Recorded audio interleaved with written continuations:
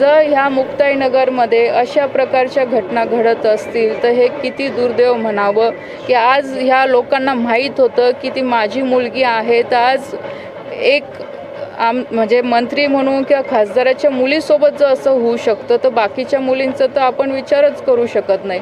ही घटना माहीत पडल्याबरोबर गावातल्या बऱ्याचशा मुली माझ्याकडे आल्या, म्हणजे मला पण थोडं म्हणजे हे वाटलं चुकीचं की आमचंही कुठं ना कुठं चुकतं की आम्ही ह्या सगळ्या गोष्टींकडे लक्ष देत नाही। त्या मुलींनी पण मला ते म्हणजे सांगितलं की आम्ही शाळेत जातो तेव्हा पण हे असेच प्रकार नेहमी त्यांच्यासोबत घडतात।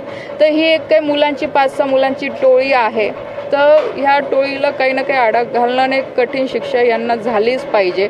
आज पोलीस स्टेशनला मी माझं पत्रसुद्धा दिलेलं आहे आणि आजच्याच ह्या लोकांना सगळ्यांना मी अरेस्ट करायला लावलेलं आहे। CM साहेबांशी पण मी ह्या संदर्भात बोललेली आहे।